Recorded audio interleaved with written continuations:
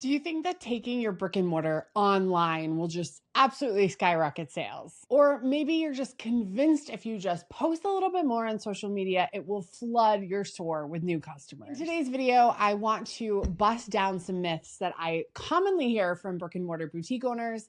And so if you are brick and mortar or you wanting to go brick and mortar, stay here on this video. I want to talk to you about how to grow smartly and leverage what does work so that you can grow your boutique business. If we haven't met yet, hi, I'm Emily Benson. Welcome back to my channel. I talk all things boutique, all things product sellers. Today's video, I'm going to talk about 3 of the most common myths that I hear boutique owners talk about as they're growing their brick and mortar business. And I'm going to tell you what actually works so that you stop spinning your wheels and you feel like, okay, let me grow this business in the best way possible. I was at a chocolate shop recently and she's looking to sell. So I was kind of asking her questions about the store and how it was doing. And her big thing was the store does great, but I know that someone coming in could potentially take us online and really skyrocket sales. I hear this all the time, and it is one of the biggest myths about brick and mortars that, oh, just go online and you're gonna make so much more money. We have to stop and level set.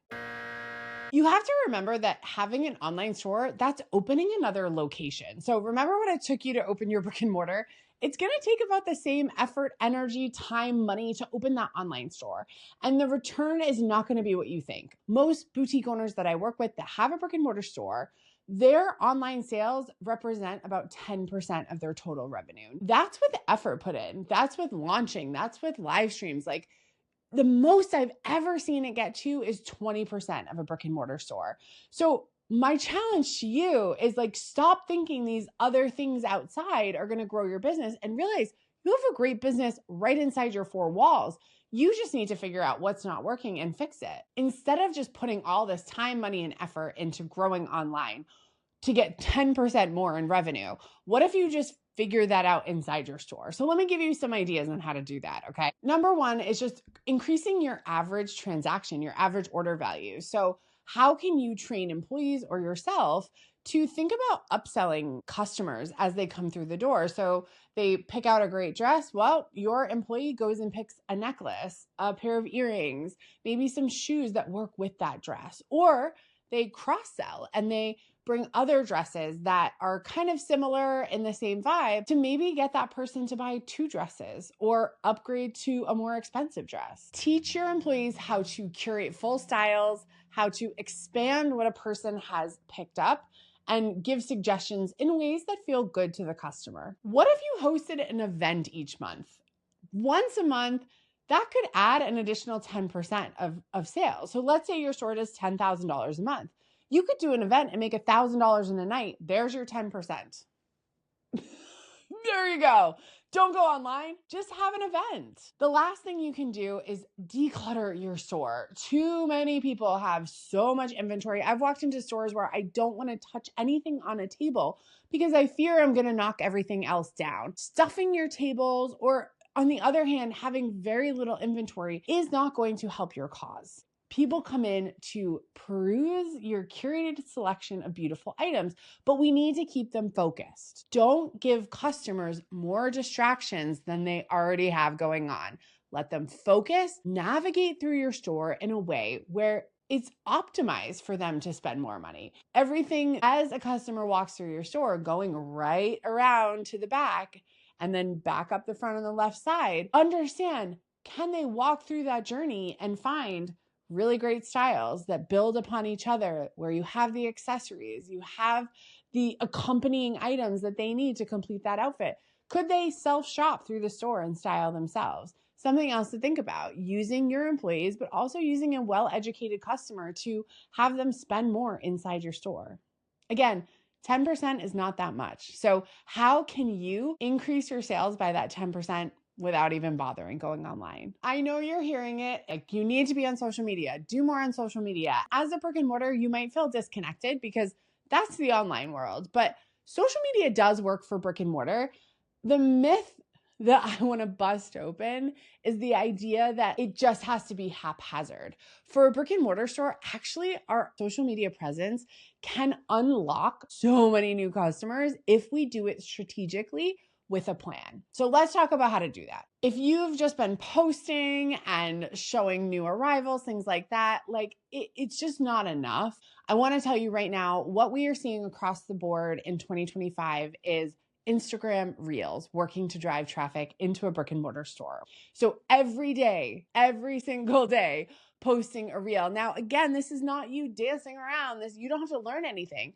These can be simple reels set to music that tell people who you are, what you sell, and where you're located. These are things that people don't know just by coming to your social media. And frankly, I've been to a lot of people's Facebook pages, Instagram pages, TikToks. I have no idea where they're located, what they sell, how to buy from them, how to shop with them. Remember, customers don't really know what's going on. As you're posting your reels, give people a reason to come in that day. Come in the store and mention that you saw this reel today on this date and get an additional 20% off on your purchase. Make it juicy. Make someone want to stop in. They probably are driving by anyway. So they're scrolling social media at lunch. They know they have to drive by you on the way home. Shoot off that discount. Put it in your stories. Make a reel about it and let people know so that they come in for these urgent, specific discounts. We got to get people in the door, and this is an easy way to do it. The other thing about Instagram and Instagram Reels is that you can tag your store. You can give your exact address, pin your exact location. People can pull that, put it in their Maps app, and then drive right to your stores. So if you're not maximizing your location tags and then your captions with addresses, local landmarks, your store hours, you're already missing out. So every single post needs to have all the details of where you are, the hours that you're open, and how someone can shop you. Don't give someone a reason to not come because they're not really sure where to park or they're not really sure when you're open.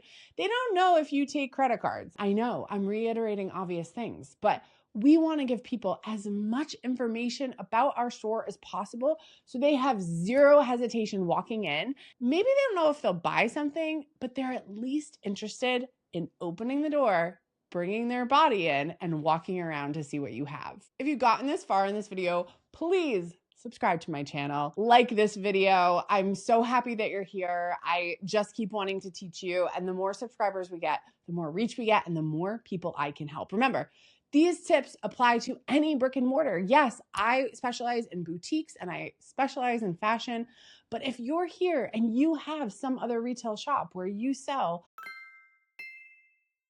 these tips are going to help you too. Okay. So don't think, oh, she talks about boutiques. This is so specific. No, we're talking retail. Retail is retail is retail. If you have a brick and mortar, I need you to understand that brick and mortars are thriving right now. People want to shop local. You have to do a better job at getting those people in the door and letting them know that it's going to be a fun time. They're going to come in and have a nice afternoon walking around and looking at your stuff. And this kind of leads me into my third myth. There's a stigma about boutiques, a stigma about brick and mortars. I think that people, especially younger millennials, Gen Z, we're not as used to shopping in boutiques and brick and mortars as maybe we used to be.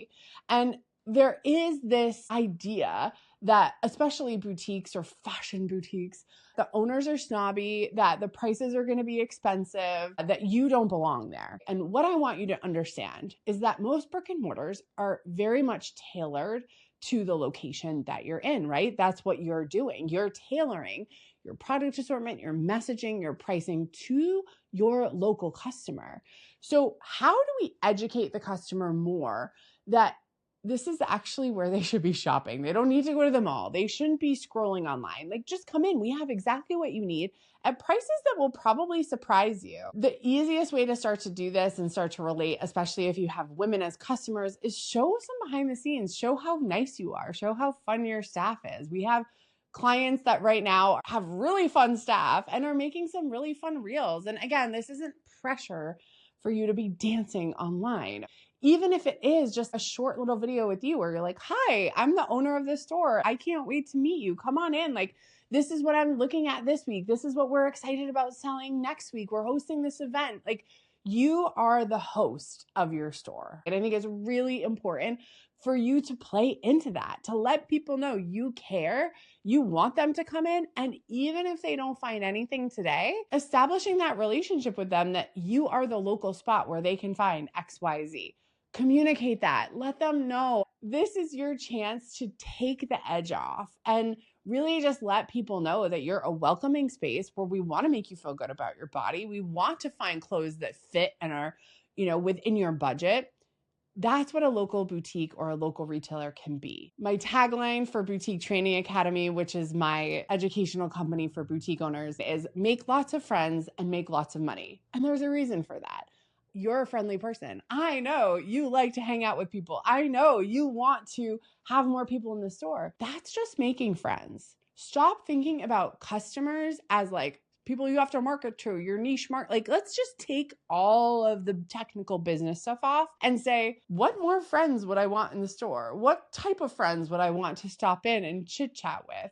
What type of friends are the people that I want in my location? That's how we're going to market. We're going to market to our friends. And those friends will feel comfortable enough. They're going to want to stop in and say hi to you. And if they stop in and say hi, or they stop in and look around and say, I saw one of your Instagram posts and I really liked it. That's a big thing for a customer to come in to say. New friend that says, I've followed your page and I've kind of been watching you and I finally came in. Oh my gosh, make that person feel so welcome. There's a big hump from getting them out there watching to walking through your threshold.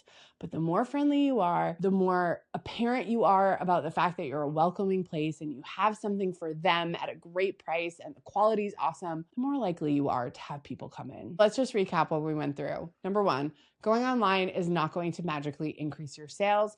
Focus inside your store first. Get people inside your store. 2, social media definitely can drive traffic, but Instagram Reels are the secret sauce right now. So please start using them. And lastly, lots of people don't understand what boutiques are. So let's educate them. Let's let them know what a modern boutique is, what you do, what you sell, and let them feel comfortable coming in and shopping with you. Now I want to hear from you. What is the thing that's holding you back from growing your boutique business? Comment below. Send me an email at hello@boutiquetrainingacademy.com. I'd love to hear from you and understand what your struggles are. Most likely I have something that could help you, but even if I don't, I'd love to make more videos to help you. Don't forget, please subscribe to my channel, like this video, and look above or look to the side for the next video that's going to be recommended for you. See you on the next one.